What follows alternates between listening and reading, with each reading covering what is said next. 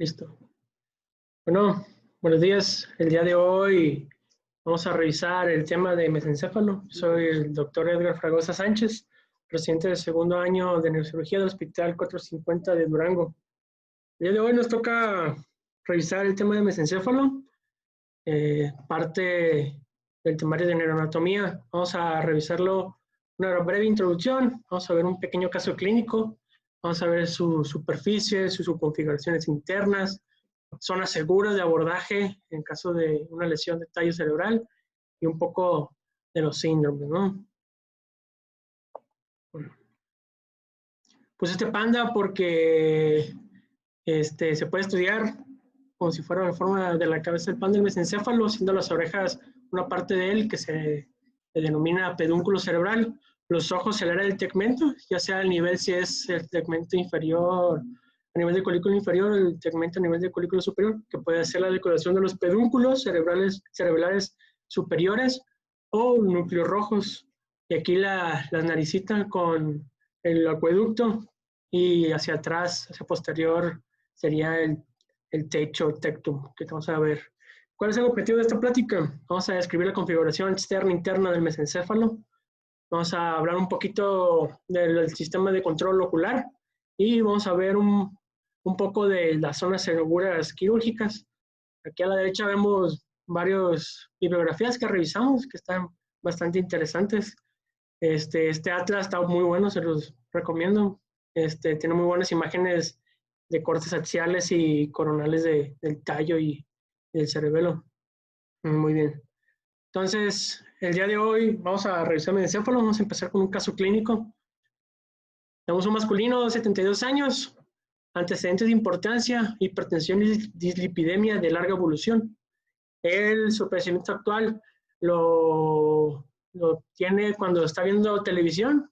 De manera brusca ve dos rostros desplazándose diagonalmente, de cuales desaparecen estos dos rostros al cubrirse un solo ojo. No tomó mucha importancia, así que se fue a dormir.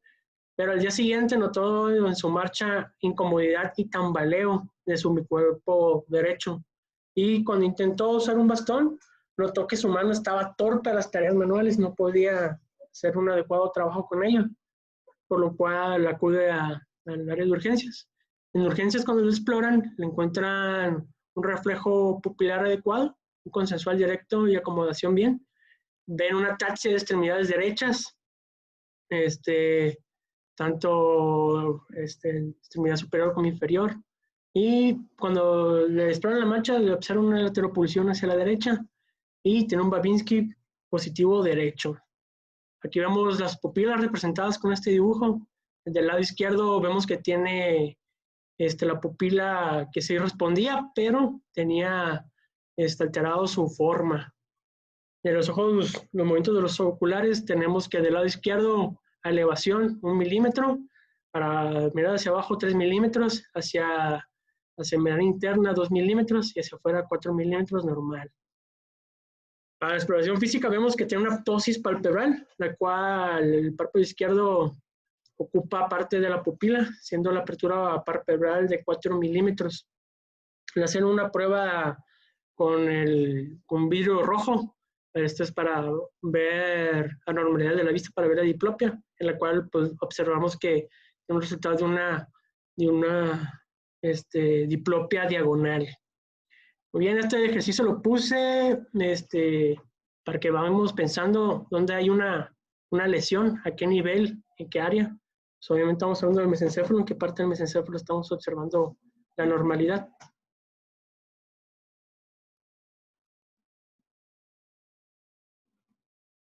Muy bien, su configuración externa, tenemos 3 configuraciones, vamos a estudiarle. Una configuración anterior, una lateral y otra posterior.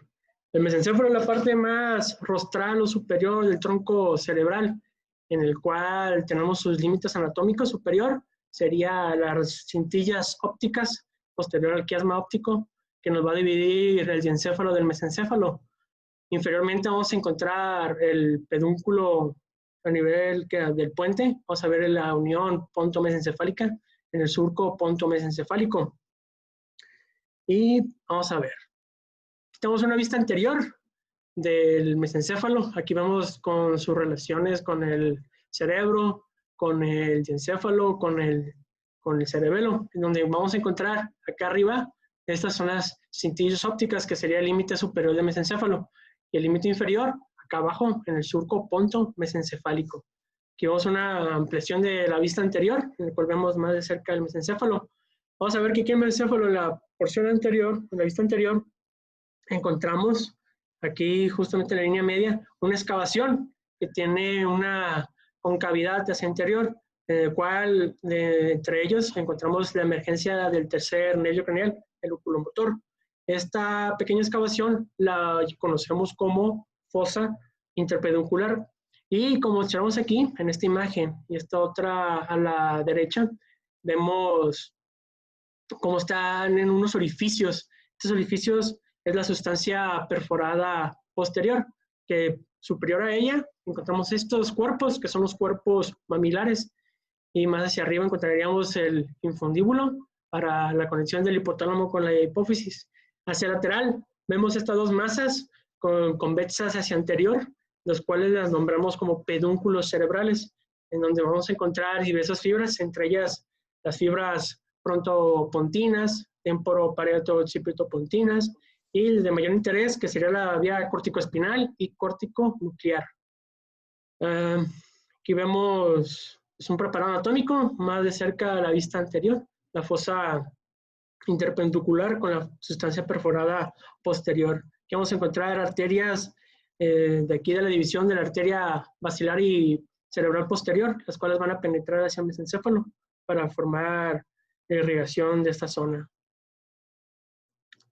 Aquí vemos una vista lateral. Esta es una vista lateral derecha, en la cual esto es anterior, esto es posterior, en el cual observamos el pedúnculo cerebral hacia anterior, ¿sí? Esto que vemos acá son las cintillas ópticas que se dirigen hacia el tálamo, específicamente hacia los cuerpos geniculados laterales.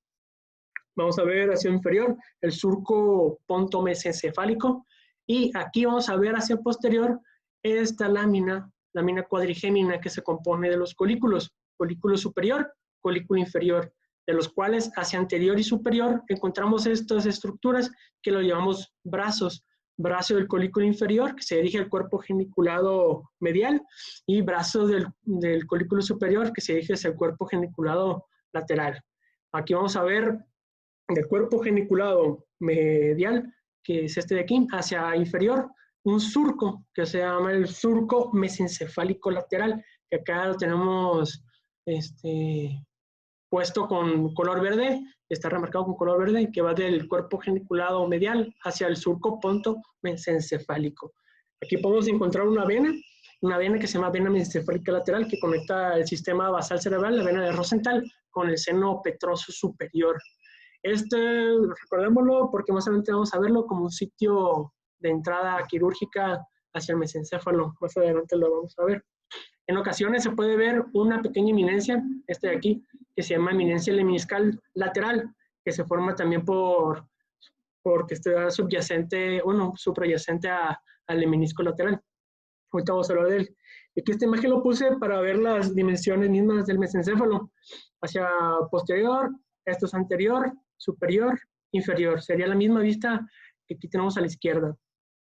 Vamos a ver que el pedúnculo cerebral en su porción anterior, desde el surco hacia la cintilla óptica, aproximadamente son 13 milímetros. Todas estas medidas son de milímetros.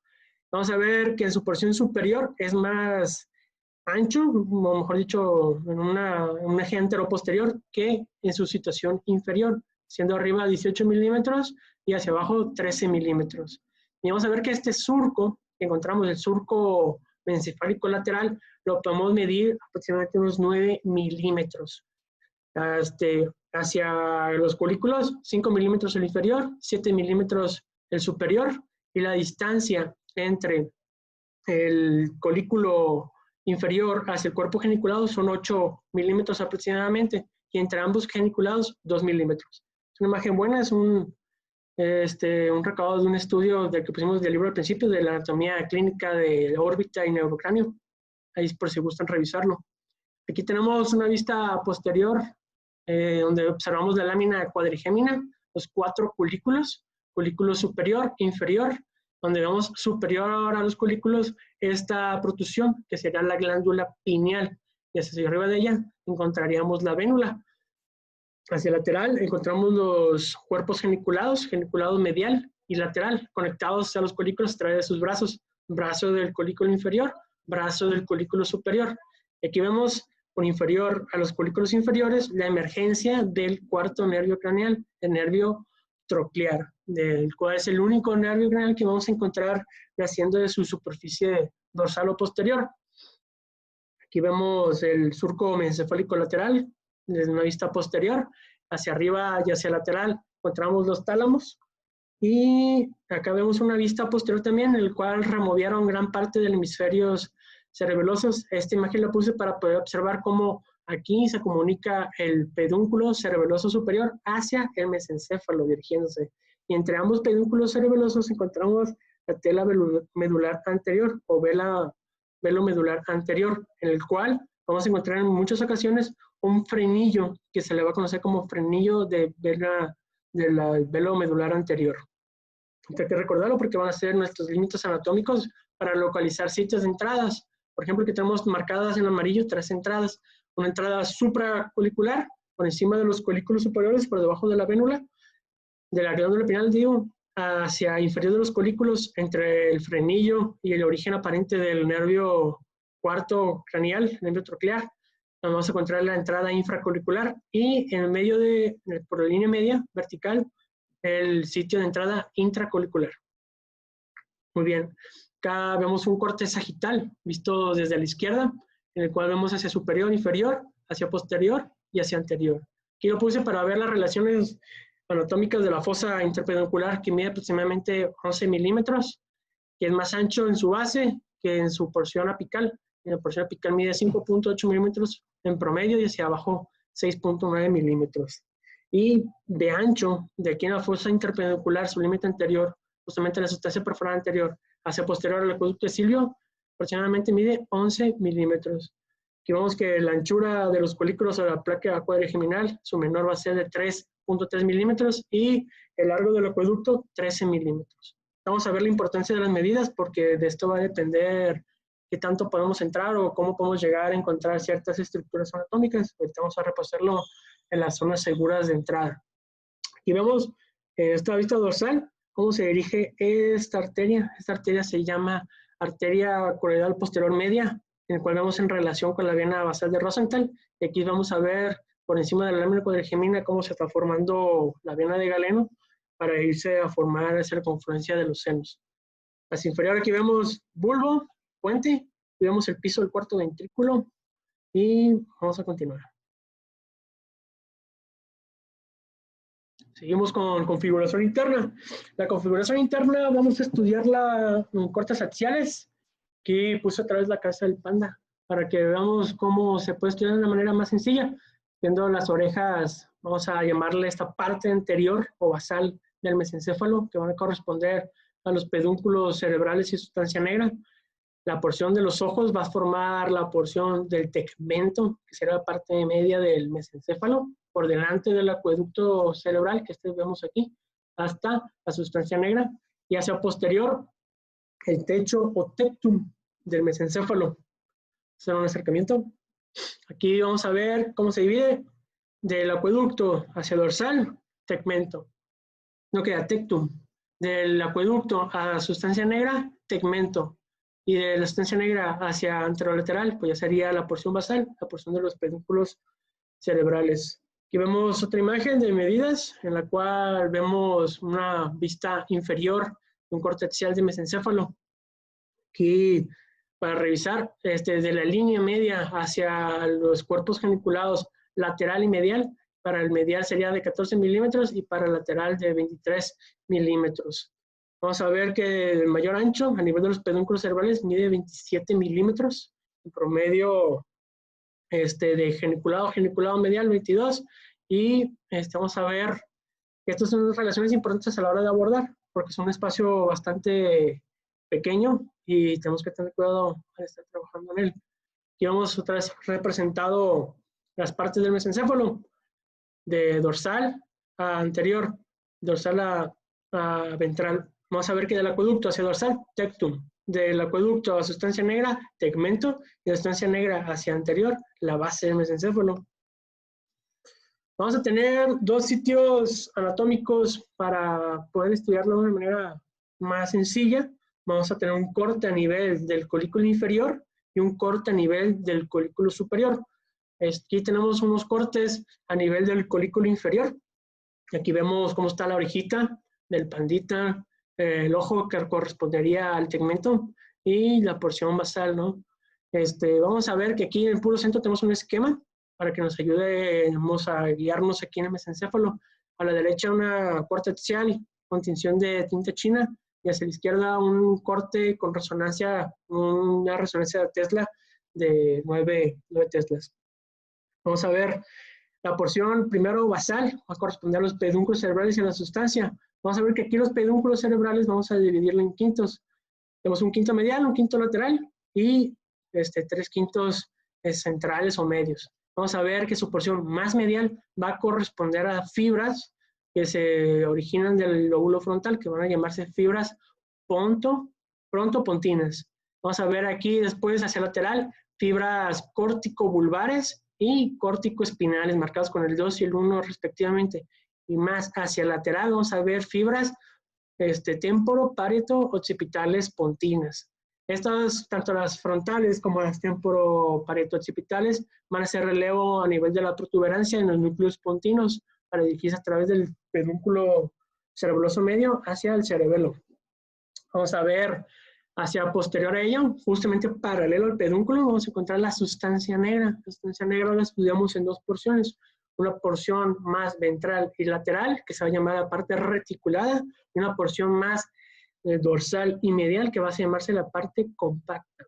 Hacia anterior, aquí vemos la excavación del pedúnculo de la fosa interpeduncular. Aquí vamos a encontrar con el número 7 un núcleo, va a llamarse los núcleos interpedunculares, que tienen una conexión con la vénula que se va a llamar fascículo retroflexo.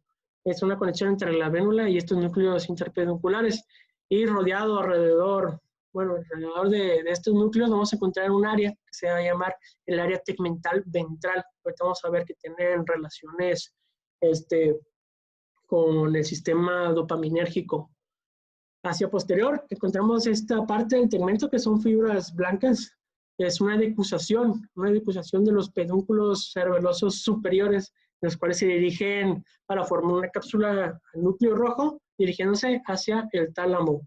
Vamos a ver que esta decusación se encuentra en la línea media y vamos a encontrarla en esta zona. De hecho, se le conoce como zona de decusación en forma de herradura de Berkínsky, pero conocemos mejor como decusación de los pedúnculos cerebelosos superiores.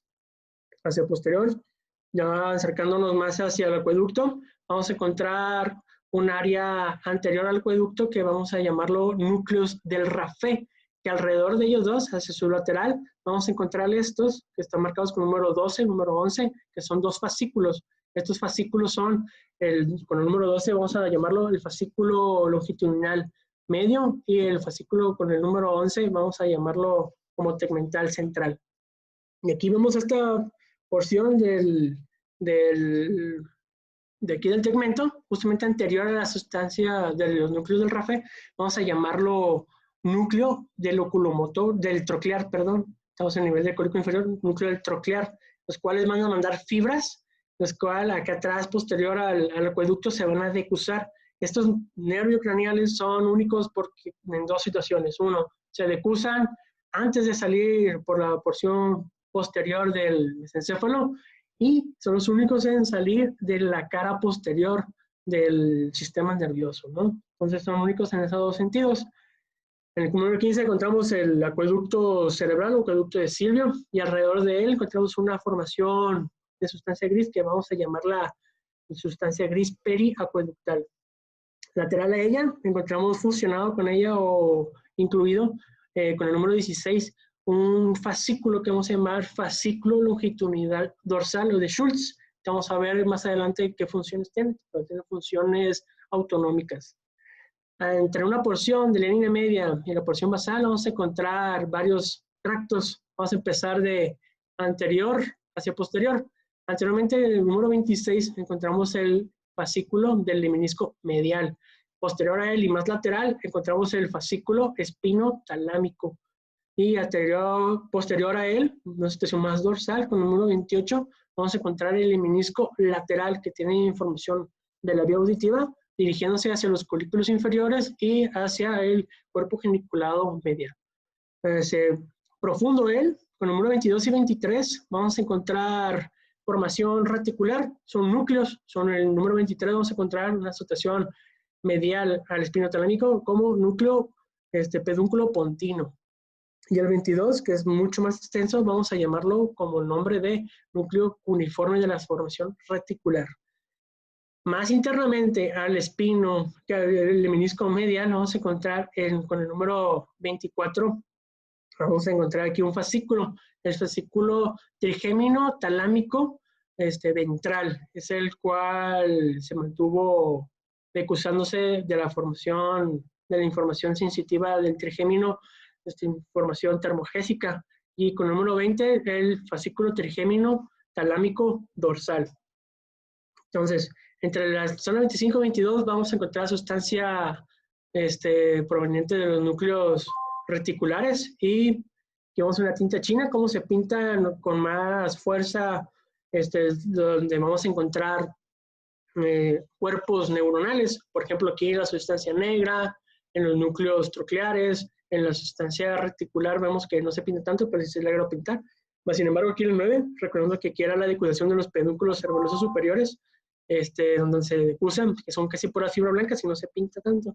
Hacia posterior, terminando en el tectum, vamos a encontrar los colículos inferiores, que ahorita más adelante vamos a hablar de ello.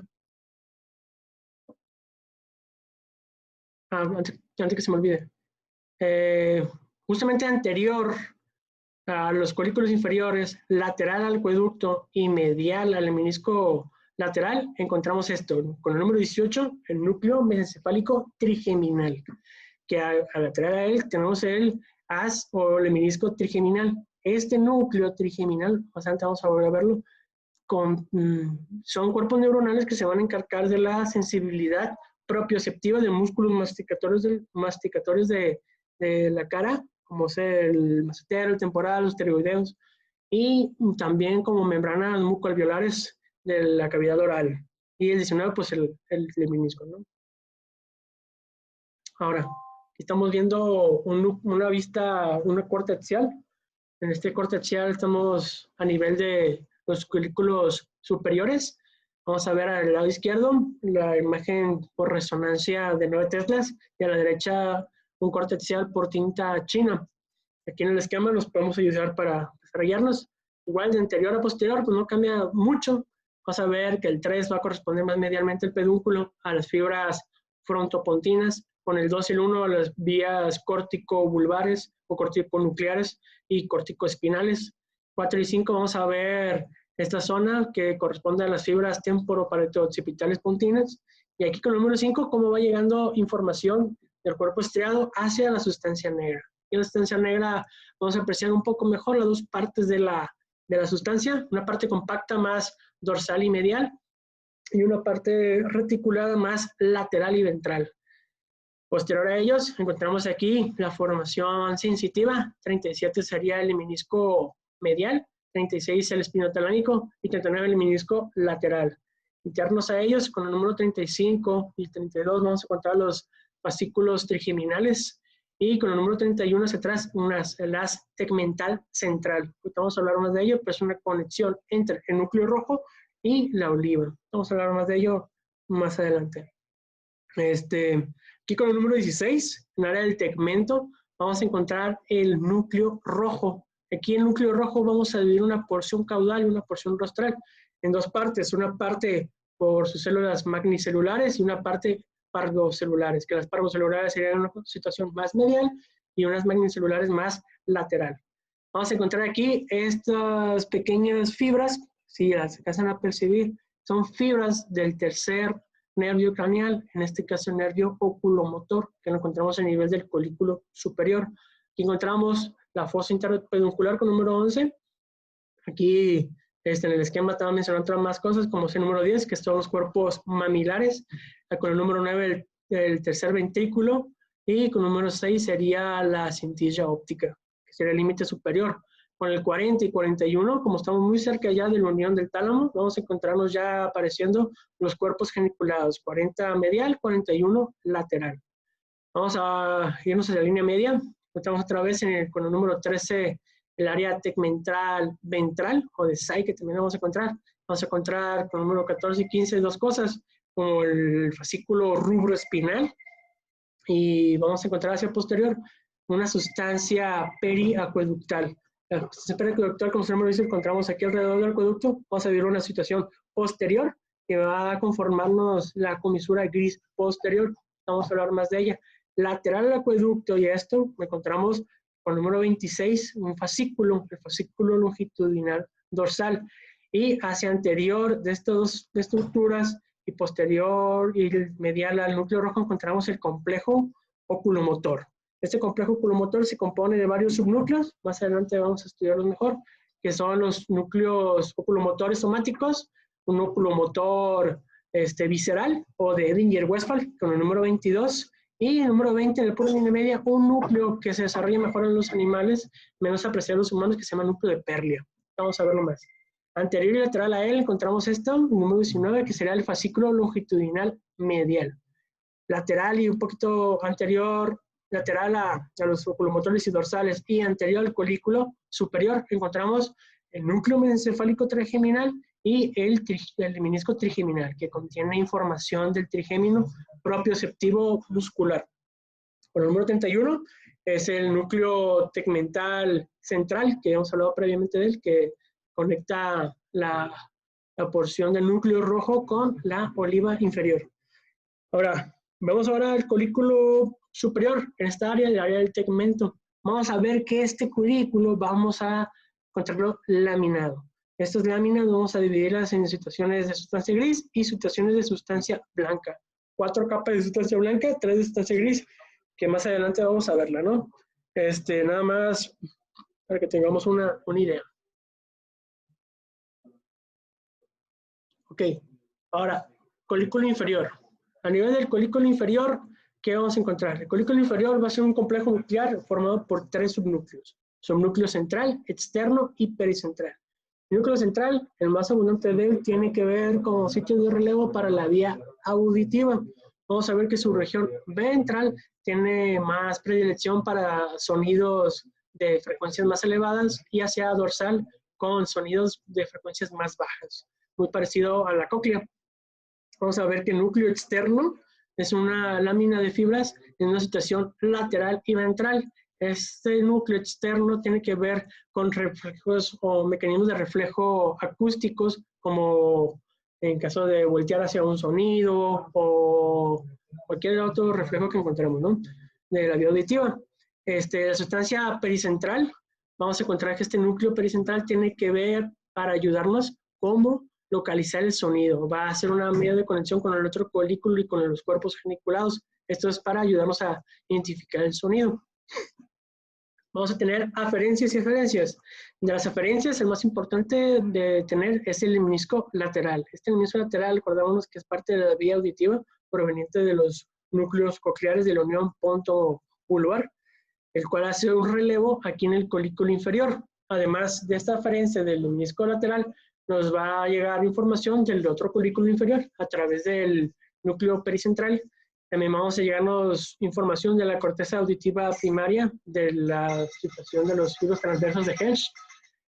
También encontramos corteza cerebrosa. La corteza cerebrosa va a llegarnos información a través del velo medular anterior. Y eferencias, ¿hacia dónde van a mandar información este colículo? Va a mandar información hacia el cuerpo geniculado medial. Como dijimos, es parte del relevo auditivo. También vamos a encontrar información deferente hacia el colículo inferior contralateral, como un sistema de retroalimentación para búsquedas de sonido y reflejos. Colículo superior, para formar reflejos que tienen que ver con la vía auditiva y movimientos oculares, para voltear hacia donde nos están llamando, hacia donde buscamos un sonido. Vamos a encontrar también referencias hacia núcleos de los sistemas auditivos, como los geniculados, temporales, vulvares, Y la referencia también importante es aquí el cerebelo. El cerebelo se va a comunicar a través del velo medular anterior. Las referencias y tiene que ver con reflejos auditivos y de retroalimentación. Vamos a ver fibras de paso. Aquí a la derecha vemos un esquema bastante padre. Es una vista posterior, un poquito lateral, en el cual estamos observando vías ascendentes. ¿Qué vamos a encontrar aquí a nivel del colículo inferior? Vamos a encontrar diferentes estructuras. Primero, el pedúnculo cerebeloso superior. Este pedúnculo cerebeloso superior, recordemos que aquí a nivel del colículo inferior presenta una decusación. Esta decusación se dedique hacia el núcleo rojo, formándolo en una cápsula. Pocas de ellas llegan a hacer una sinapsis en él. Y continuando su trayecto hacia el tálamo. Aquí vemos cómo decusa a nivel del pedúnculo cerebeloso superior, a nivel del colículo inferior, dirigiéndose hacia el tálamo, ¿no? Aquí vemos cómo forma una capsulita alrededor del núcleo rojo. Después tenemos el lemnisco medial. Se forma, recordemos, de los cordones posteriores que hacen su sinapsis en los núcleos grácil y cuneiforme en la situación dorsal del bulbo raquídeo por una decusación, la decusación del lemnisco medial a nivel del bulbo y asciende. Y en su ascendencia tenemos que ver su situación. Su situación va a estar dorsolateral a la sustancia negra, dirigiéndose hacia los núcleos talámicos, en este caso el núcleo ventroposterolateral. Después tenemos el lemnisco trigeminal, que ya habíamos hablado de él. Este lemnisco trigeminal de forma de la decusación de las fibras sensitivas del núcleo trigeminal, ascendiéndose un poco más dorsal y medial al lemnisco medial, y asciende hacia los núcleos talámicos, en este caso el núcleo talámico ventromedial, postero-ventromedial. Después tenemos los fascículos espinotalámicos, dentro de los cuales también encontramos fibras, que son las fibras espinotectoriales, que son información que va a dirigirse a la placa cuadrigeminal a nivel del tectum mesencefálico. Y este fascículo espinotalámico lo encontramos en una situación un poco más lateral y dorsal, ¿se acuerdan como lo habíamos visto? Aquí está representado como un color púrpura bajito o violeta bajito, como se encuentra en una situación más lateral, ¿no? Encontramos el lemnisco lateral, el cual se origina de los núcleos cocleares, y hasta asciende en una situación lateral más a todo ese sistema, muy cerca del pedúnculo, del surco mesencefálico lateral, dirigiéndose hacia la vía del colículo inferior para hacer su relevo. Esta información, recordemos que es información auditiva. Encontramos el fascículo longitudinal medial. Este se encontraría en la línea media. Vamos a verlo más. Este fascículo tiene que ver con información para los movimientos conjugados y información que tiene que ver con la función vestibular del equilibrio y los movimientos oculomotores con respecto al movimiento de la cabeza y los ojos, ¿no? Tiene que ver mucho con eso. Tenemos el fascículo tegmento central, que el cual hemos comentado es un fascículo que comunica la porción del núcleo rojo con el núcleo olivar inferior para hacer un sistema de retroalimentación entre el cerebelo, oliva y núcleo rojo. Vamos a verlo. Y tenemos el fascículo rubroespinal. Este fascículo rubroespinal, en otra imagen vamos a verlo mejor, se origina del núcleo rojo descendiendo hacia la médula espinal. Esto, ¿para qué nos sirve? Se menciona que el fascículo rubroespinal es en sí una vía de la córtico-espinal indirecta, porque son fibras que recibe el núcleo rojo de la corteza motora y premotora, hacen una sinapsis aquí en el núcleo rojo y bajan en una situación dorsal al pedúnculo cerebral, posterior a la vía córtico-espinal. Y esto va a ayudar con inervación o control de la musculatura del tronco, principalmente de musculatura flexora de extremidades superiores. Aquí vamos a ver una imagen del Dr. Rotten, el cual es un preparado, una vista supero posterior, en el cual aquí estábamos resaltando el pedúnculo cerebeloso superior. El pedúnculo cerebeloso superior es una vía de comunicación del cerebelo hacia el núcleo rojo para dirigirse hacia el tálamo. Vamos a ver que conforma tanto la situación superolateral del cuarto ventrículo. Vemos aquí cómo entra, y cuando entra aquí a nivel del colículo inferior, vamos a observar que se decusa, ¿no? Aquí el doctor Orton retiró el velo medular anterior, que dijimos que era una vía de comunicación acústica de los curículos inferiores con el cerebelo para sus reflejos. Aquí vemos cómo disecó el doctor núcleo dentado del cerebelo, y aquí vemos las folias del cerebelo y la corteza cerebelosa, ¿no? Acá abajo vemos la porción media del vermis, el vermis caudal del cerebelo. Una vista lateral, en el cual retiró parte del hemisferio cerebeloso izquierdo. Este es para permitirnos ver cómo asciende a través del núcleo dentado, se envía la información para rodear el núcleo rojo, dirigiéndose hacia el tálamo, ¿no? Cómo está aquí el pedúnculo cerebeloso superior, cómo entra aquí a nivel de colículo, y aquí presentaría su decusación.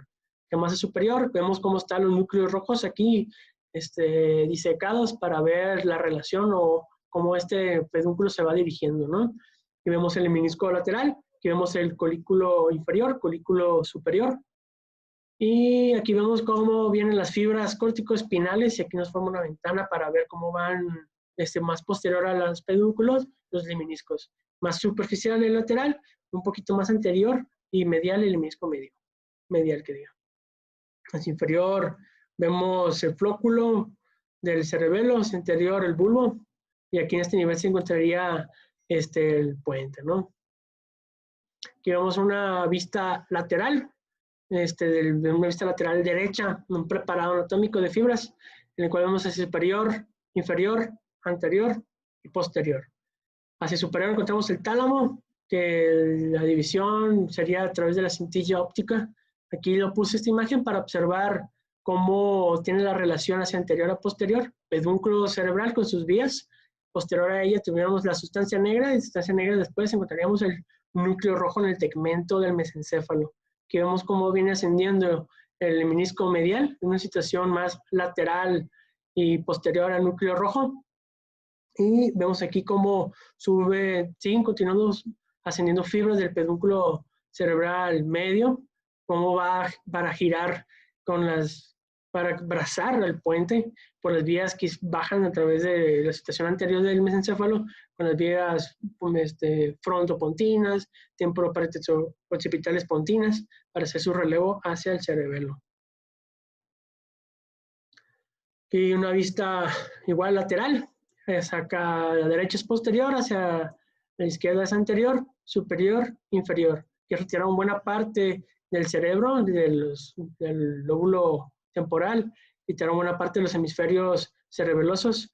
Esto para ver una situación posterior, cómo viene ascendiendo el pedúnculo superior, y aquí nos limitamos un triángulo, el triángulo lemniscal. Esto es para identificar al menisco lateral y identificar nuestro sitio de entrada por el surco lateral mesencefálico. Se forma el triángulo hacia anterior por el surco lateral mesencefálico, hacia inferior con el núcleo, mejor dicho, el nervio craneal troclear, cuarto, y el brazo del colículo inferior. Aquí profundo encontraríamos el menisco lateral, y más profundo hacia anterior el menisco medial.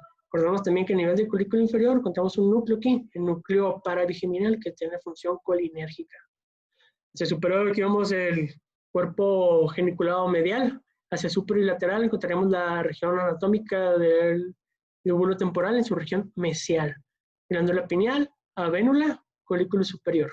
Y aquí el frenillo del velo medular anterior del techo del cuarto ventrículo. Una vista posterior, en la cual se disecó por niveles, niveles coronales a nivel de los colículos, un nivel coronal a través del núcleo rojo, y aquí a nivel del menisco medio, ¿no? Esto más profundo. Primero vemos aquí cómo están los colículos superior e inferior. Por la línea media aquí encontraríamos el fascículo longitudinal medio o medial, más profundo y lateral. Hacia anterior encontraríamos el núcleo rojo a nivel de los colículos superiores, y a nivel de los colículos inferiores encontraríamos la decusación de los pedúnculos cerebelosos superiores. Y anterior y lateral al núcleo rojo encontraríamos el menisco medio. Y si escarbáramos aún más encontraríamos la sustancia negra y pedúnculos cerebrales, ¿no?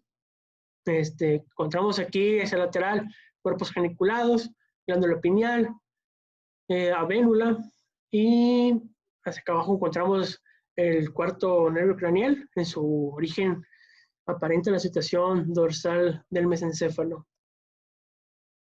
Ahora bien, esta imagen la puse para observar cómo viene aquí el menisco medial ascendiendo por el tronco encefálico, cómo adopta este aspecto de la invertida, que sube después de su decusación, o sea, es posterior en la protuberancia, pero aquí encontramos que es posterolateral a la sustancia negra, dirigiéndose hacia el tálamo. Este que encontramos acá es el pedúnculo cerebeloso superior, para dirigirse hacia los colículos inferiores a hacer su decusación. Aquí encontramos esta pequeña masa, que es el núcleo troclear, y que está en una situación más anterior al acueducto. Aquí encontramos un haz, que vamos a llamarlo haz tegmental central. Comunica núcleo rojo aquí con núcleo olivar inferior, que aquí conformaría junto con el cerebelo un triángulo de retroalimentación para el del sistema extrapiramidal. Aquí vemos la protuberancia y el pedúnculo, la protuberancia del puente, el pedúnculo cerebral del mesencéfalo, como van bajando aquí las vías córtico-espinales, que en la situación del bulbo van a formar las pirámides, y aquí en la protuberancia se dispersan, haciendo sinapsis las vías que ya hemos dicho, las vías frontopontinas y las temporoparetocipitales pontinas, para irse a través del pedúnculo cerebeloso medio hacia el cerebelo. Una vista posterior de fibras, en el cual se retiró el hemisferio derecho, se retiró parte del izquierdo, en el cual vemos una disección, está más delimitado, más resaltado este fascículo. Este fascículo es el fascículo trigeminal mesencefálico. Este fascículo trigeminal mesencefálico tiene relación con el núcleo mesencefálico del trigémino, que tiene que ver con vías propioceptivas. Medial a él, esta fibra que vemos aquí posterior, profunda al acueducto, sería el fascículo longitudinal medio, que tiene relación con los movimientos oculares conjugados. Aquí vemos cómo está la salida del quinto nervio craneal, el nervio trigémino, su núcleo principal y su núcleo espinal. Ya habían comentado previamente. Aquí vemos cómo hace su giro el nervio facial alrededor del núcleo del abducens. Aquí estamos en el piso del cuarto ventrículo.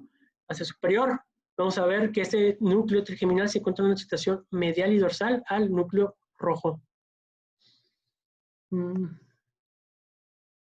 Aquí una disección más detallada de las fibras. Una situación más profunda del lado izquierdo, una situación más superficial del lado derecho. Aquí del lado izquierdo, esta es una vista posterior. Estamos viendo una vista dorsal del mesencéfalo. Eso es para ver cómo está la disposición de las fibras. Aquí del lado derecho vamos a ver esta vía que habíamos comentado, que es la vía tegmental central. Comunica el núcleo rojo con el núcleo olivar inferior, que tiene que ver con un sistema de retroalimentación. Aquí vemos cómo sale a partir del núcleo del cuarto nervio, el troclear, sus fibras. Acuérdense que se decusa antes de salir. Y medial a él encontramos este fascículo que asciende y desciende, que es el fascículo longitudinal medial. Y más profundo a estos fascículos encontraríamos al lemnisco medial, que tiene información propioceptiva, tacto discriminatorio del cuerpo contralateral. Si quitáramos este fascículo, encontraríamos cómo está más anterior a él el pedúnculo cerebral.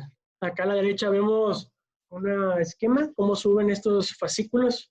El más grande que encontramos más hacia el lateral, este de aquí sería el menisco medial, interno a él el menisco trigeminal, y posterior a él encontraríamos el sistema espinotalámico, que vemos como el espinotalámico y el fascículo del menisco medial se dirigen hacia el núcleo del tálamo ventro-posterolateral, mientras que el que correspondería al menisco trigeminal se dirige hacia el núcleo del tálamo postero-ventro-medial. ¿De acuerdo? Entonces, de lateral se va todo el hemicuerpo y de la cara se va hacia el medial. Aquí vemos un esquema, cómo está más anterior el fascículo del menisco medial, más hacia posterior el espinotalámico y hacia interno el trigeminal. Ahora bien, vamos a hablar de núcleos a nivel del colículo inferior. Ya hablamos del núcleo mesencefálico trigeminal, que tiene que ver con vías propioceptivas de los músculos masticatorios y de las membranas mucoalveolares de los dientes, es para saber qué tanta presión hacemos a la mordida. Encontramos el núcleo del tropiar, el cual sus fibras se decusaban antes de salir a nivel del colículo inferior. El núcleo interpeduncular, que ya hablamos de él, que tiene una vía que comunica con la vénula, a través de un fascículo que se llama fascículo retroflexo. Aquí puse esta imagen aquí para observarlo, cómo este fascículo retroflexo está atravesando el núcleo rojo para dirigirse desde la vénula hacia el núcleo interpeduncular. Después tenemos los núcleos parabraquiales pigmentarios, que es parte de un área que se llama el área tegmental ventral o área tegmental de Tsai.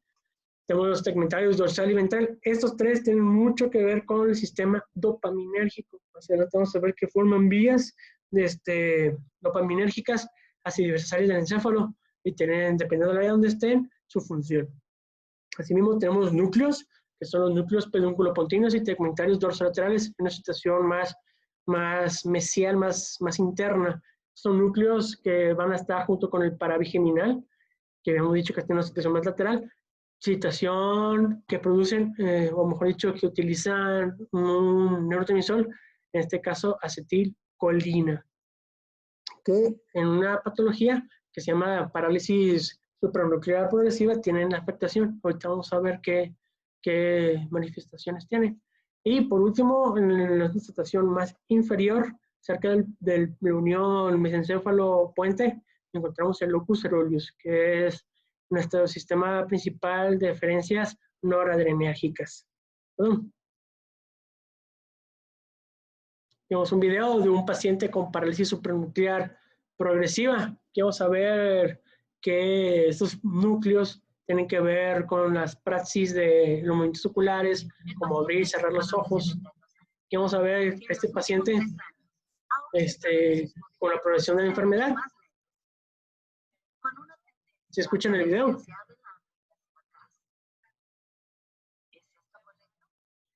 Muy bajito. Todavía es capaz de leer sus revistas y ver televisión.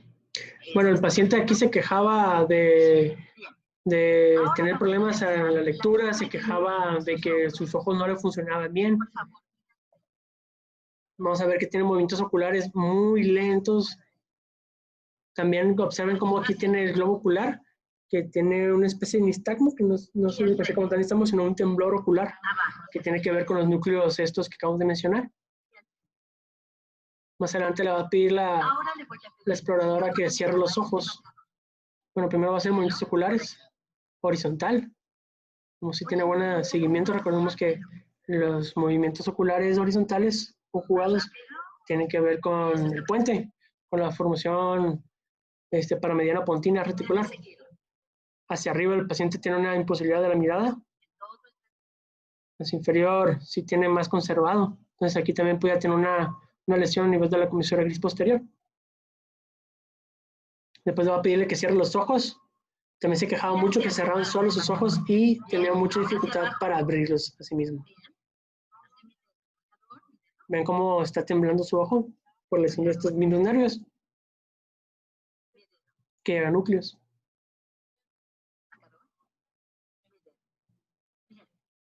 Entonces, presentarte en eso,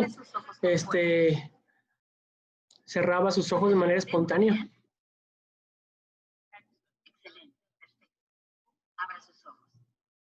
Que el paciente tiene una apraxia para la apertura ocular. ¿Puede abrirlos? Ábralos.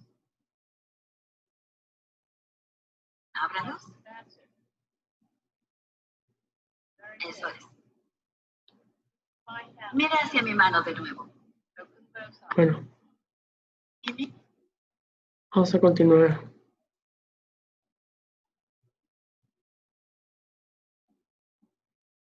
Ok, ahora vamos a hablar del pedúnculo cerebral. Este pedúnculo cerebral, vamos a estudiarlo. El pedúnculo cerebral es la porción más anterior o de la porción basal del mesencéfalo. Bueno, va a dividir hacia medial el núcleo oculomotor como su límite medial. Vamos a ver que este pedúnculo cerebral se va a componer de tres tipos de fibras. De medial a lateral serían las frontopontinas, córtico-nucleares, córtico-espinales y más lateral las temporopareto-occipitales pontinas. Vamos a ver que estas fibras no se mantienen en su misma situación en comparación a su nivel superior con inferior, sino más bien tienden a girar. De hecho, las frontopontinas es una situación más ventral y medial, y a medida que descienden, estas giran a una situación más posterior y lateral. Y las fibras temporoparieto-occipitales también igual, van descendiendo y se van situando en una posición más ventral y lateral. Las que se mantienen más expuestas aquí en el nivel inferior serían las córtico-nucleares y las córtico-espinales. Aquí vemos un esquema de las vías descendentes del tallo, como vemos aquí descendiendo la vía córtico-espinal y córtico-nuclear, que se dispersa a nivel de la protuberancia de aquí del puente en su situación anterior y para formar las pirámides decruzándose en el límite bulbomedular.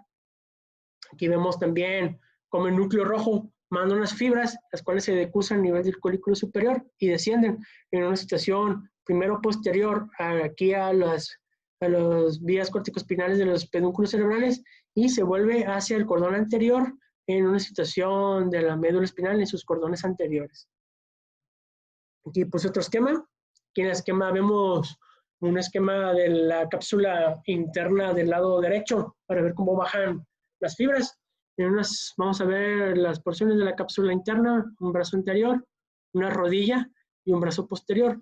Aquí de nuestro interés de la vía córtico-espinal y córtico-nuclear sería el brazo posterior, que se encontrarían las fibras córtico-espinales, y en la pura rodilla las córtico-nucleares, teniendo así una disposición somática, en el cual en las rodillas vamos a encontrar las porciones que van a inervar o se dirigen hacia la cabeza, y las porciones del posterior, de anterior hacia posterior, vamos a encontrar que más anterior sería el cuello, tronco, extremidades superiores, y hacia más posterior las extremidades inferiores. Aquí en el pedúnculo cerebral vamos a encontrar una disposición de medial a lateral, más medialmente las fibras córtico-nucleares, como vimos, y más lateral las fibras córtico-espinales. Igual tienen su disposición de medial a lateral, medial cuello, miembros superiores, tronco, miembros inferiores, más lateral. Aquí vemos cómo van girando estas fibras, cómo se dirigen del brazo anterior las fibras frontopontinas y del brazo posterior y de la porción sublenticular las fibras temporoparieto-occipitales de la porción posterior de los pedúnculos cerebrales.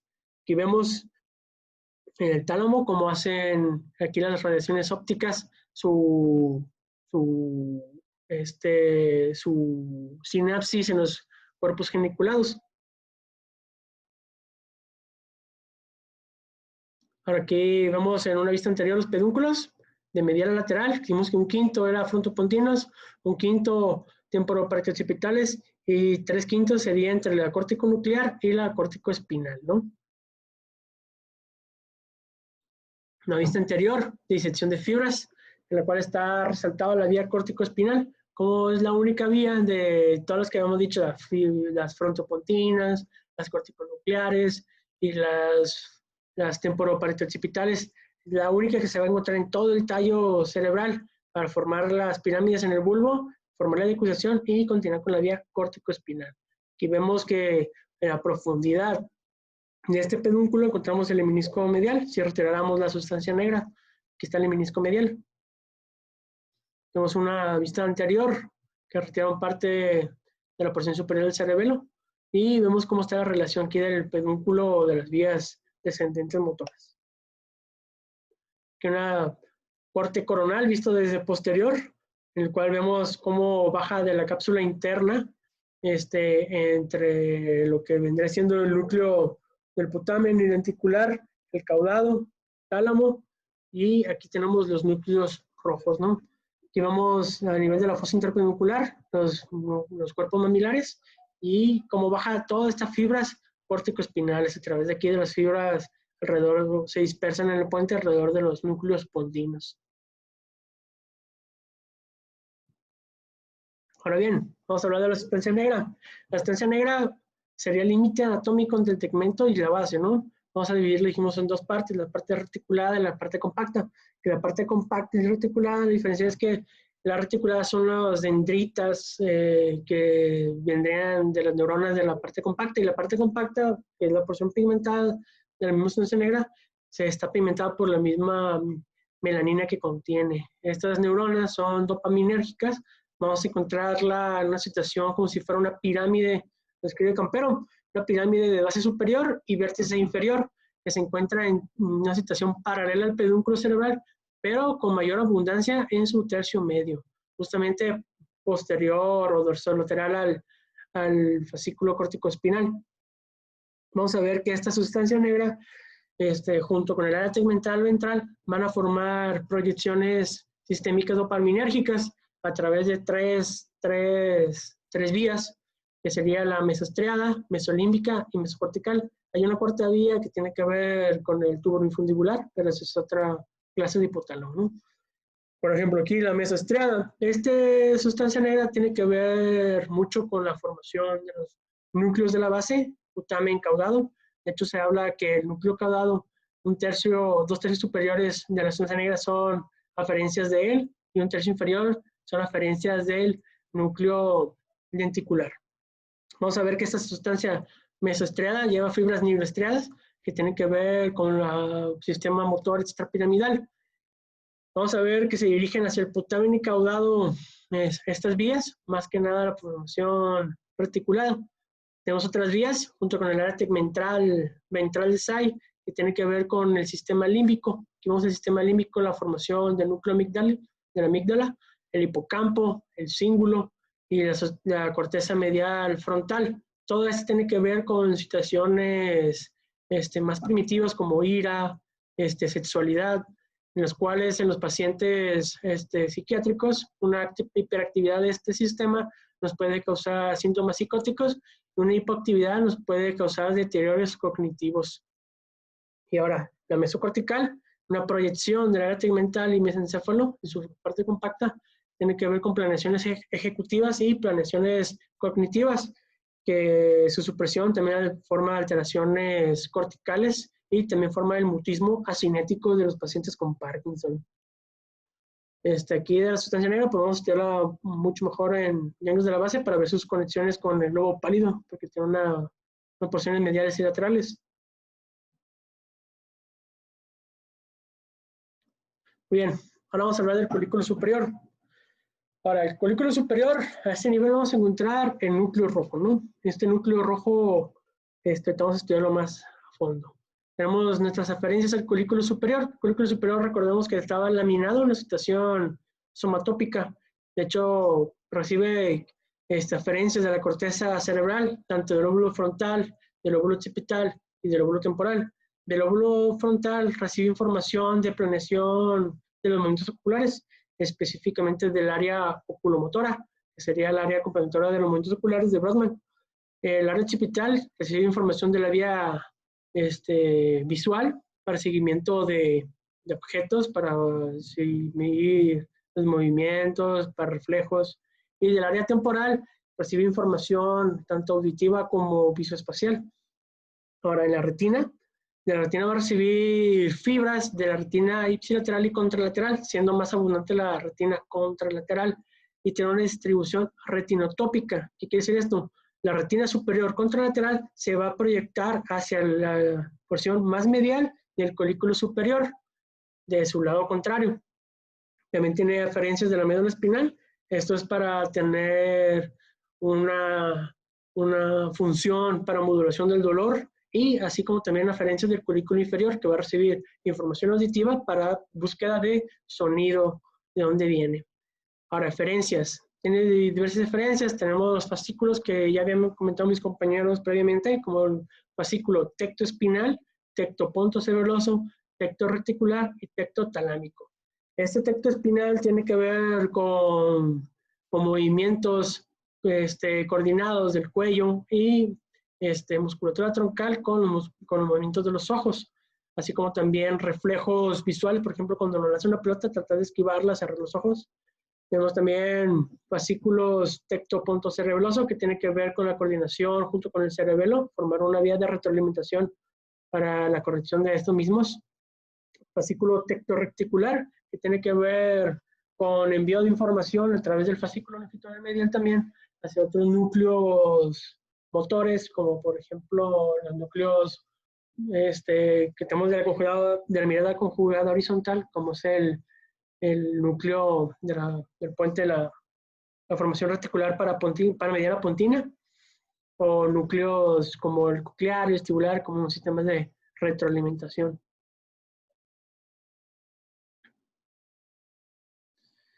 Ahora bien, tenemos diversas zonas aquí en el colículo. Tenemos el área pretectoria, que sería el área anterior al tectum, entre el acueducto y el tectum.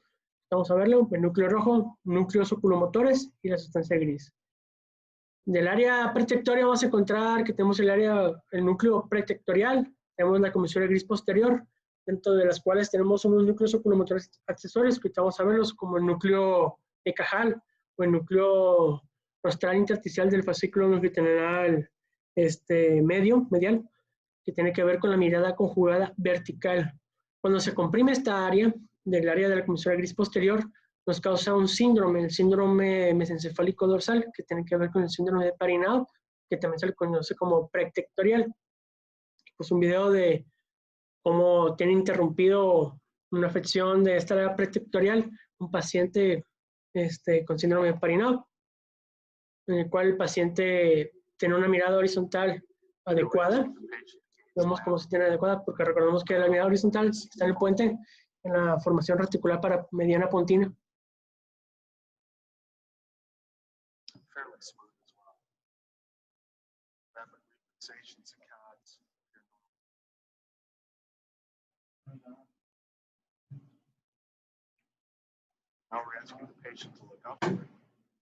Le piden que mire hacia arriba, el paciente tiene imposibilidad.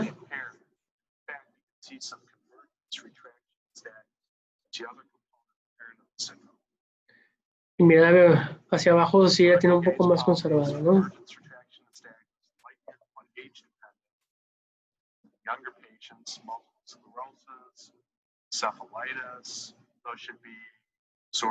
Respuesta pupilar lenta. Oscuras, no presenta una dilatación pupilar adecuada paciente. Sabemos que la vía de la dilatación pupilar es simpática. Esta vía nacería del hipotálamo descendiendo hasta los núcleos simpáticos de la columna intermedia lateral de T1, T2 para salir a través de los núcleos cervicales y ascender con la carótida hasta las fibras postganglionares en el núcleo ciliar para dilatar la pupila, ¿no?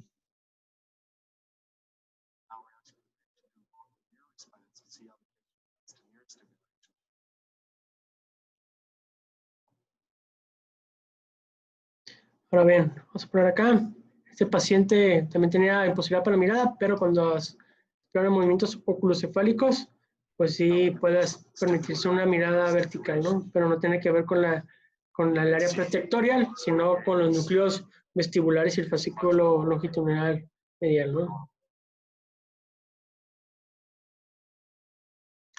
Núcleo rojo, aquí en el tegmento es la porción se llama núcleo rojo por la vasculatura que tiene. Vamos a dividir en dos partes, una parte rostral, una parte caudal. La parte rostral y más medial son células más pequeñas, se llama la porción parvicelular, y la porción caudal y más lateral, la porción magnocelular. Es atravesado por tres fascículos, por el fascículo del pedúnculo cerebroso superior, el cual atraviesa y forma una cápsula para dirigirse hacia el tálamo, las fibras motoras del núcleo oculomotor y el fascículo retroflexo. Recibe aferencias del cerebelo, del núcleo globoso imboliforme se dirige hacia la porción caudal o magnocelular y del dentado dirigiéndose hacia la porción rostral o parvocelular. Recibe también aferencias de la corteza cerebral, recordando que aquí el núcleo rojo es un sistema indirecto de la vía córtico-espinal a través del tracto rubroespinal. Inervaba musculatura flexora de las extremidades superiores. Va a tener referencias hacia el cerebelo, ¿sí? Hacia el núcleo globoso imboliforme, que también se puede conocer como interpósito, y hacia el núcleo olivar inferior. Estas dos referencias tienen que ver con un sistema de retroalimentación. a través del núcleo de un haz, el haz tegmental central, que se dirige el núcleo rojo hacia la oliva, y de la oliva a través del pedúnculo cerebeloso inferior hacia el núcleo dentado para formar una vía de retroalimentación, ¿no? También manda información hacia la formación reticular. Ahora bien, el núcleo loculomotor, este se encuentra en una situación anterolateral al acueducto cerebral. Es un núcleo que vamos a estudiarlo por subnúcleos. Tiene diversos núcleos, de los cuales uno de ellos que se encuentra un poco más medial y superior o rostral, es el núcleo parasimpático de Edinger-Westphal. Este núcleo parasimpático de Edinger-Westphal, junto con otro núcleo que es el núcleo para el recto superior, que vamos a llamarlo medial, forman vías que van a hacer una inervación bilateral. ¿Qué quiere decir esto? Estos núcleos tienen inervación para ambas raicillas o ambas órbitas. El núcleo parasimpático para dilatar el constrictor de la pupila, perdón, y para el músculo ciliar, para el reflejo de la acomodación. Y el núcleo del recto superior tiene algo interesante. Lo interesante de este núcleo del recto superior, que inerva el músculo recto superior contralateral. ¿Qué quiere decir? Que todos los demás núcleos son ipsilaterales, excepto el núcleo medial, que inerva el recto superior. El recto superior tiene una inervación contralateral. Entonces, si nosotros tuviéramos una lesión pura aquí del nervio del núcleo oculomotor, se nos afectaría ipsilateral todos los músculos, excepto el núcleo, el recto superior, porque tiene su inervación contralateral, y los núcleos para el elevador del párpado superior y para la porción parasimpática del constrictor de la pupila y el músculo ciliar. Entonces, todos los demás se verían afectados, como es el oblicuo inferior, el recto inferior y el recto medial. Ahora bien, si tuviéramos nosotros una lesión del núcleo de Edinger-Westphal y del núcleo central caudal, una lesión muy específica de la línea media, pues tuviéramos una lesión del elevador del párpado. Recuerdo que el párpado superior tiene su inervación por el oculomotor, y hay otro músculo que se llama músculo tensor del párpado superior, que recibe inervación simpática, similar al dilatador de la pupila, que proviene desde el núcleo T1, T2, ascendió a través de la carótida para llegar hasta la órbita. Entonces, estas raicillas salen, atraviesan el núcleo rojo y salen a través de la fosa intrapeduncular. De hecho, que pusimos unas imágenes. ¿Qué aferencias tiene? Tiene aferencias de la corteza contralateral. ¿Qué es esto? Quiere decir que la corteza frontal oculomotora o de planeación de los movimientos oculares viene del otro hemisferio, que una lesión del hemisferio que inerva al núcleo oculomotor es contralateral. Si nosotros tuviéramos una lesión de ella, hasta la mirada del oculomotor se dirigiría hacia el otro lado de la lesión, que es el lado donde estaría la lesión de la corteza. Del mesencéfalo va a recibir de los núcleos de Cajal, del núcleo rostral intersticial del fascículo longitudinal inferior, medial que diga, y del núcleo olivar pretectorial, que nos ha dado suelta donde estaba la comisura gris posterior, que tiene que ver con movimientos de la acomodación, movimientos de elevación de la mirada vertical, que será la elevación y descenso de la mirada. Perfecto, también aferencias del puente de bulbo raquídeo a través del fascículo longitudinal medial, que son de los núcleos vestibulares, superior y medial, que el medial sería bilateral inervación y del superior ipsilateral, y del cerebelo para hacer una afinación de los movimientos oculares. Aquí puse esta imagen en una vista lateral, como aquí nace el núcleo oculomotor, se dirige para atravesar al núcleo rojo y salir de la fosa interpeduncular, como está su relación anterior al acueducto de Silvio. Núcleos oculomotores accesorios, tenemos en la comisura gris posterior, ya hemos mencionado un poco de ellos, como es el núcleo intersticial de Cajal y el núcleo rostral intersticial del fascículo longitudinal medial. Este núcleo también se le conoce como núcleo del campo prerúbico o campo de Forel.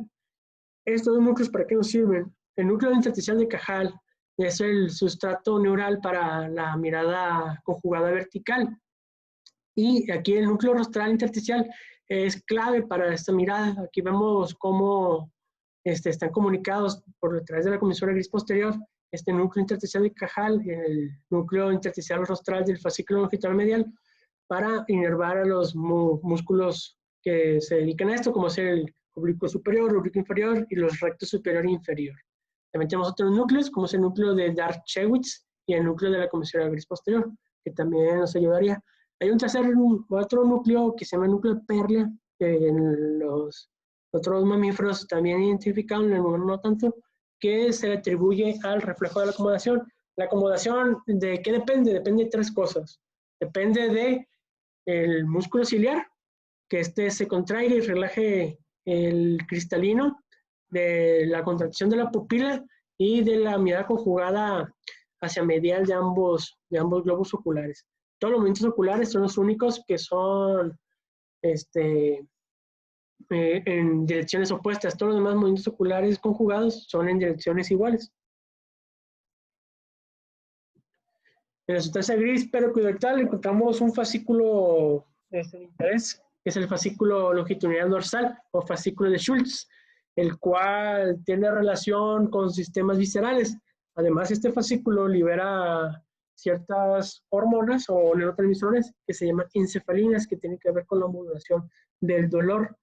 ¿Qué otra función tiene este fascículo? Tiene función de la conducta de escape huida, como es la vía simpática. También tiene que ver aquí en el encéfalo con el llenado de la vejiga, que tiene que tener control autónomo con el llenado de la vejiga sobre los núcleos de Onuf, para que se mantenga bien contraído al músculo esfínter de la uretra. Y también tiene que ver con la erección peniana al tener un bostezo del sujeto, que esto se ve mucho en el ciclo circadiano al despertar una erección peniana en el masculino. Entonces, el fascículo longitudinal dorsal recibe núcleos del hipotálamo, los cuales se van a dirigir a múltiples sitios, como ese núcleo salival para un reflejo salivatorio, nosotros al ver una comida, hacia el núcleo de Miller-Westphal, hacia los folículos. Entonces, tiene mucha función autónoma y visceral, ¿no? Entonces se encuentra lateral al acueducto de Silvio.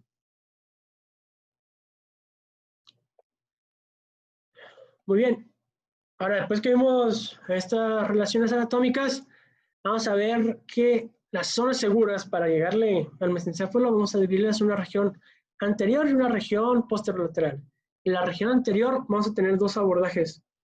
Un abordaje perioculomotor, que sería en una situación superior o rostral a la emergencia del nervio oculomotor, justamente en la porción medial del pedúnculo cerebral, donde se encontrarían las fibras frontopontinas. Y tenemos un acceso interpeduncular, que aquí encontraríamos a nivel de colículos inferiores, los núcleos interpedunculares. Entonces, aquí vemos cómo están. Aquí vemos las vías de acceso para entrar. Recordemos que aquí en la fosa interpeduncular es donde se va a bifurcar la arteria basilar en las dos cerebrales posteriores y también va a lanzar sus ramas hacia la sustancia perforada posterior, ¿no?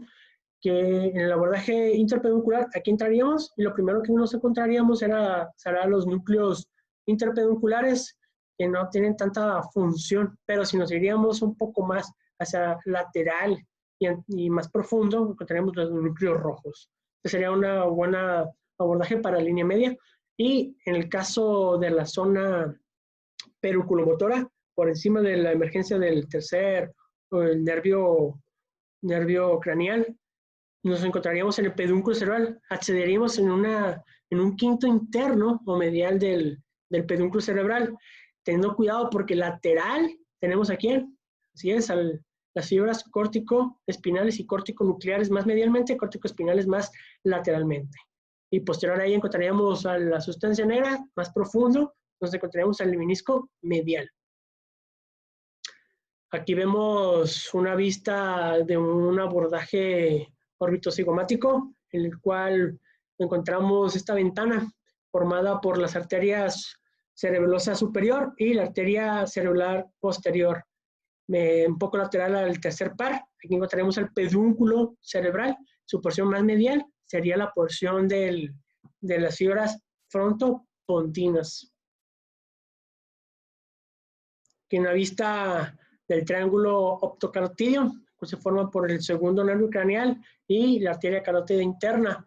que a esa profundidad encontraremos el núcleo de los cuerpos mamilares y más a esa profundidad la fosa interpeduncular. Esto es para acceder hacia el acceso interpeduncular. Ahora bien, un acceso lateral. El acceso lateral se logra a través del surco lateral mesencefálico. Recordemos que aquí en el surco lateral mesencefálico encontramos una vena, la vena lateral mesencefálica, que un cuarto de la vez está anterior, un tercio de la vez está sobre el surco y más de la mitad de las veces, casi la mitad, se encuentra posterior a ella. Para abordar esta zona, recomienda el doctor Campero que sea dorsal a la vena. ¿Esto para qué? Para, dependiendo de nuestra inclinación respecto aquí a este eje de los pedúnculos hacia los colículos, si son 45 grados, llegaríamos hacia el menisco medial. Y si hacemos una inclinación de nuestra incisión hacia 90 grados, sería hacia el núcleo rojo, aproximadamente unos 5 milímetros, dice, que primero encontraríamos el menisco lateral, el menisco medial, y más profundamente al núcleo de espinal trigeminal, mesencefálico trigeminal, para llegar ya al núcleo rojo. Aquí, ¿qué tenemos que tener cuidado? Tenemos que tener cuidado porque aquí recordemos que a nivel de los colículos superiores se encuentran las fibras del oculomotor y a nivel de los colículos inferiores, en nuestro abordaje tenemos que tener mucho cuidado de no pegarle porque sería nuestro límite inferior, el núcleo troclear, cuando está rodeando en la cisterna ambiens.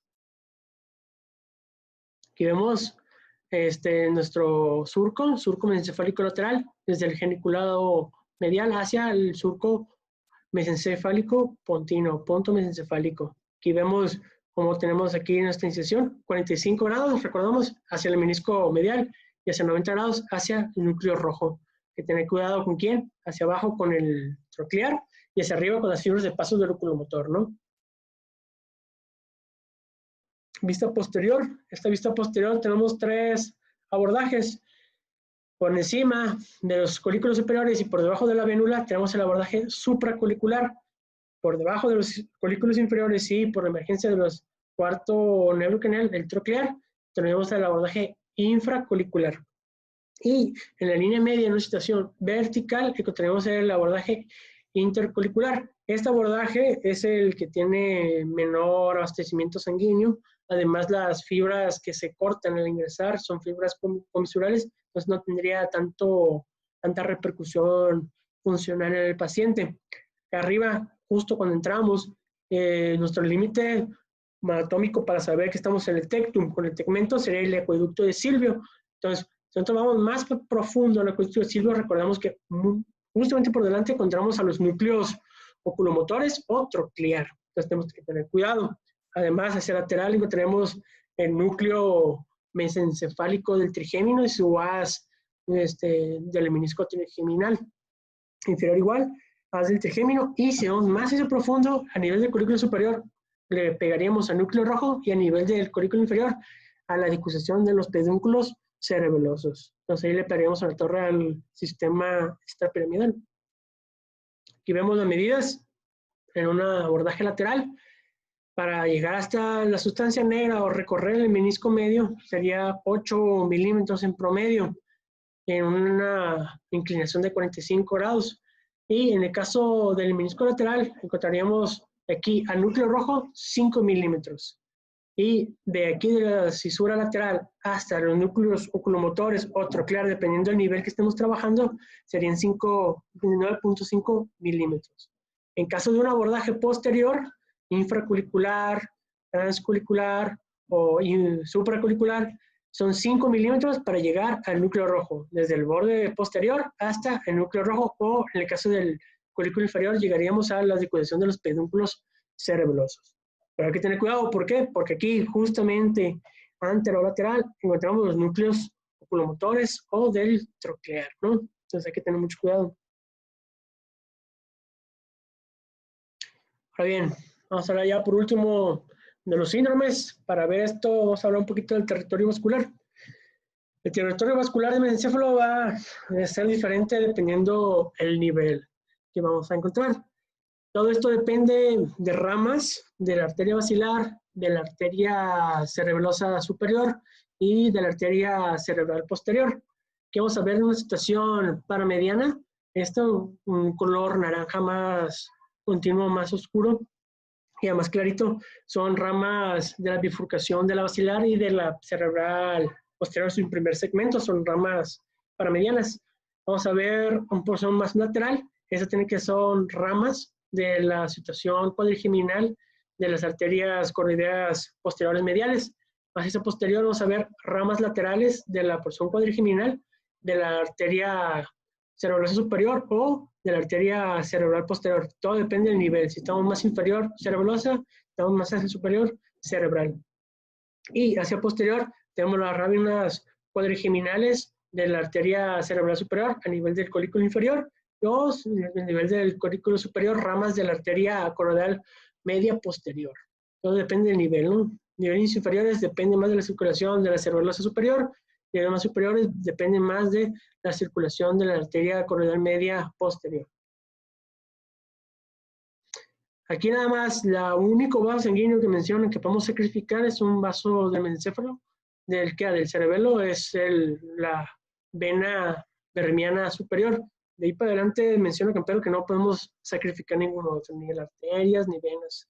Entonces es un sitio con mucha confluencia venosa, acordando que aquí en la cisterna cuadrigeminal superior encontraremos la unión de las venas cerebrales basales para formar la vena de Galeno y juntarse con el seno sagittal superior y el seno recto, ¿no? Ahora bien, vamos a ver los síndromes. Primero tenemos el síndrome de Weber. Este síndrome de Weber es una afección del pedúnculo cerebral, en el cual también ocupa parte de las raicillas del oculomotor. Entonces, ¿qué nos va a dar este síndrome de Weber? Nos va a dar un síndrome córtico-espinal contralateral y una afección del oculomotor ipsilateral. ¿Sí? Va a haber una dilatación de la pupila, va a haber una paresia de los movimientos oculares, una tosis palpebral. ¿Esto qué nos puede causar? Pues infartos de esta zona o también una herniación del uncus, el cual comprime esta parte y nos va primero a dilatar la pupila y después va a hacer una parálisis. ¿Por qué? Porque la dilatación de la pupila es por afección primero de las fibras parasimpáticas provenientes del núcleo de Eddy-Westphal. Después tenemos el síndrome de Benedict o paramediano mesencefálico, el cual se va a afectar el núcleo rojo. Recordemos que el núcleo rojo era atravesado por fibras del pedúnculo cerebeloso superior, fibras del oculomotor y fibras de un fascículo retroflexo que se dirigía a los núcleos interpedunculares.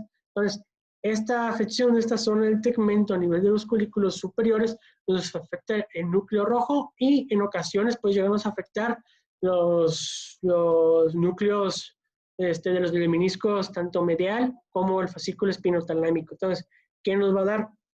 Nos va a causar el paciente una parálisis del oculomotor ipsilateral y un temblor del cuerpo contralateral, y también nos va a causar una hemianestesia, dependiendo qué tanto abarque hacia lateral, ¿no? Puede ser solamente de los fascículos del menisco medial, como sería la propriocepción y discriminación del tacto fino, o termolgesia hacia el espinotalámico. Todo depende de qué tan afectado esté. Ahora bien, en el caso del cloud, aquí va a haber una afección más extensa, es igual que un Benedict, solamente que aquí también va a agarrar parte del pedúnculo cerebeloso superior, el cual va a formar una ataxia del cuerpo contralateral, que es el síndrome que teníamos en nuestro paciente. ¿Por qué sí tenía todavía respuesta? ¿Por qué sí tenía todavía respuesta pupilar? Bueno, recordamos que no estaba afectado tanto todas las fibras, ¿no? Sino que las fibras solamente se afectaban algunas, no era un síndrome de parálisis completa del oculomotor, sino más bien ciertas partes de ella, como no todas las que van a inervar a la pupila, por eso tenía su pupila asimétrica, pero todavía funcional. Pero las fibras somáticas que son para los rectos, para el oblicuo, para el elevador, estaba afectado, ¿no? Entonces es un síndrome de Cloud. Y si a este síndrome de Cloud nosotros le agregáramos una fijación de la mirada, se describiría un síndrome de Foville superior. No sé si mal no recuerdo. Ahora, un síndrome menos común es el síndrome de Nottingel. Este síndrome de Nottingel nos afecta a fibras del oculomotor bilateral y además nos afecta a fibras del pedúnculo cerebeloso superior, más menos el núcleo rojo. ¿Eso qué nos causa? Nos causa una parálisis bilateral del oculomotor, así como ataxia bilateral, y puede tener o no temblor mismo del paciente. Ahora, el síndrome parinao ya lo describimos, es una afección del tectum, de los folículos superiores, a nivel de la comisura gris posterior, como puede ser un tumor de la glándula pineal o una hidrocefalia que afecte hacia la comisura gris posterior, ¿no? Que sería una incapacidad para elevación de la mirada, una incapacidad para la convergencia. Entonces va a estar afectada aquí la comisura gris posterior, como lo habíamos visto con la paciente con el tumor de la región pineal.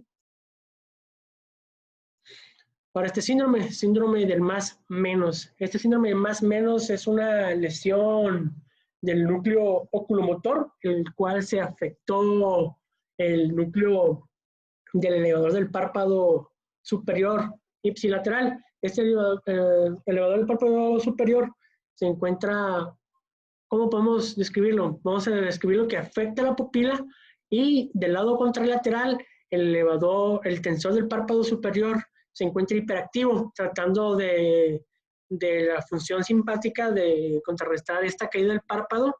Entonces vamos a ver el signo del menos del lado afectado y el signo del más del lado no afectado, que es una retracción del párpado superior, que también lo podemos conocer como síndrome de Collier.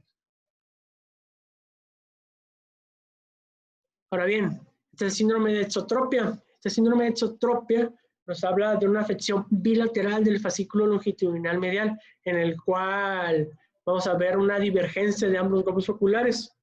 Entonces no hay una adecuada conjugación de los movimientos oculares, entonces los ojos no se encuentran bien coordinados y tienden hacia una exotropia, una mirada hacia lateral de ambos globos oculares. Ahora, el síndrome del 1,5, ya nos había hablado Mario del síndrome del 1,5 de la mirada horizontal. En el caso del síndrome del 1,5 vertical, va a haber una afección a nivel de los núcleos rostrales intersticiales del fascículo longitudinal medial de manera bilateral, con conservación o no del núcleo de Carjal. ¿Eso qué quiere decir? En un ojo no va a haber la posibilidad de tanto la elevación o bajar la mirada de un lado. Y del otro lado tampoco va a bajar la mirada, pero sí puede subir la mirada. Entonces, el lado afectado será del lado derecho más que del lado izquierdo. Entonces, el lado izquierdo es donde hay más inervación de estos músculos. Y pues bueno, será todo por mi parte. No sé si hay alguna duda o comentario.